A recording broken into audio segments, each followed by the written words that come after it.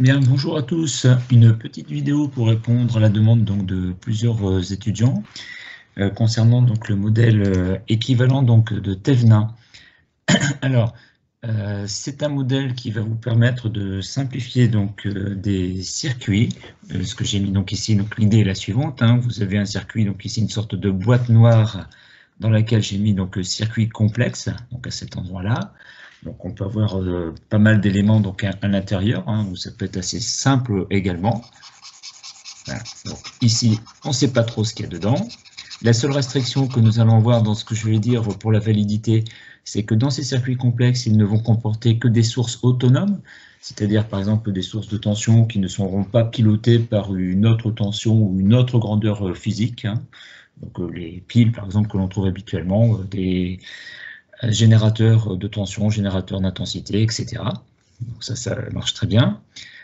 Et donc, autre limitation dans ce que nous allons dire, donc on va supposer également que la fréquence des signaux que nous allons utiliser n'est pas trop élevée afin de pouvoir négliger des phénomènes de propagation, c'est-à-dire ici on se place dans ce qu'on appelle en physique l'approximation des régimes quasi-stationnaires.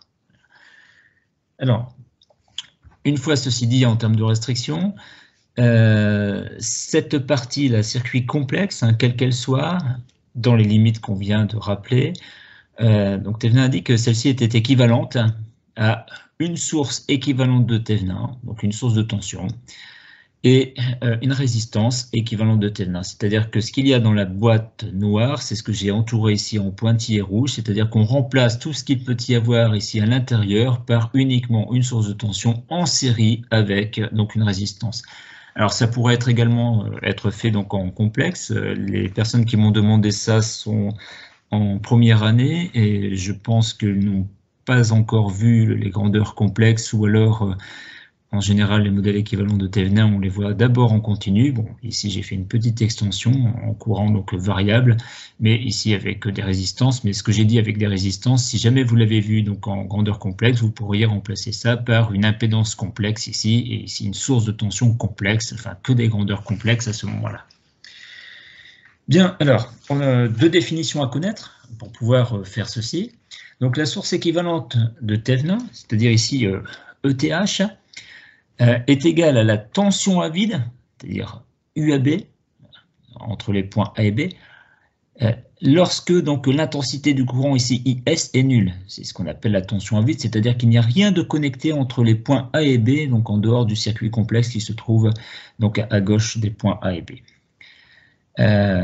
Donc on voit bien effectivement que si l'intensité IS est nulle, la chute de tension qu'il peut y avoir ici donc aux bornes de la résistance RTH est nulle, et à ce moment-là on a bien ETH qui est égal à UAB lorsque IS égale 0. Donc en fait quand on a le modèle équivalent de Thévenin sous sa forme de schéma, on peut en déduire ici la première définition pour retrouver ce à quoi est égale la source équivalente de Thévenin. Alors, quant à la résistance équivalente de Thévenin, donc là, ça, par contre, c'est une définition à apprendre. Ceci dit, on pourra aussi le voir sur le schéma.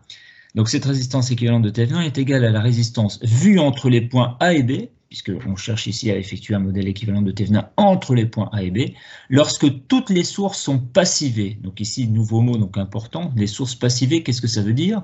Alors, si à l'intérieur, ici, il y a des sources de tension, on les remplace par des courts-circuits. Et ça, passiver une source, c'est la rendre, je dirais, donc, la court-circuiter pour une source de tension, je cherche mes mots, et pour une source de courant, la remplacer par un circuit ouvert. Voilà. Donc on passive effectivement les sources de cette façon-là. Alors si on regarde un petit peu donc ce schéma, si je passive la source de tension ici dans le modèle équivalent de Thévenin, c'est-à-dire ETH, je la remplace par un court-circuit, c'est-à-dire par un fil ici, eh bien on voit bien qu'entre les points A et B, j'ai bien la résistance équivalente de Thévenin et seule la résistance équivalente de Thévenin. Donc ces deux définitions, quand on a bien compris ce à quoi était équivalent donc, le circuit qu'on voulait remplacer, finalement elles se lisent sur le schéma. Alors pour illustrer cela, un petit exemple, assez rapide, et puis surtout assez simple. Alors, imaginons que dans la boîte, nous ayons donc ici deux résistances, que j'ai nommées donc ici R1 et R2. Chacune d'entre elles en série, donc avec des sources de tension que j'ai nommées donc ici E1 et E2. Donc tout se passe comme si on mettait deux générateurs en dérivation. Et je regarde un petit peu ce que me donnent ces deux générateurs en dérivation, donc entre les points A et B. Il va falloir que je trouve une tension UAB. Et ici, lorsqu'on va faire débiter ce circuit, il y aura donc un courant qui va circuler entre les points A et B. Donc, à l'intérieur des pointillés, c'est la boîte noire, entre guillemets, dans laquelle, ici, on a donné la composition. Donc, Tefna nous dit que ceci est équivalent à une seule source, ETH, en série, avec donc une seule résistance, que je note RTH, et on a bien ici donc en sortie les points A et B, entre lesquels on doit absolument retrouver la même tension UAB, et si jamais ce circuit débite, le même courant d'intensité, ici IS en sortie. Alors, si on regarde un petit peu, donc ETH d'après la définition, c'est la source, c'est la tension à vide, pardon, donc entre les points A et B. Si on regarde ici un petit peu la tension à vide entre les points A et B, on peut très rapidement donner l'expression de ETH en appliquant, par exemple, le théorème de superposition. Alors, n'hésitez pas à me demander dans les commentaires si vous avez besoin effectivement d'avoir une information sur ce théorème de superposition, puisque en l'appliquant, donc ici j'ai noté à côté, celui-ci est bien pratique. Le théorème de superposition, on regarde quelle est la contribution de la première source lorsque la deuxième source est passivée. On regarde la contribution de la deuxième source lorsque la première source est passivée, et on ajoute ces deux contributions.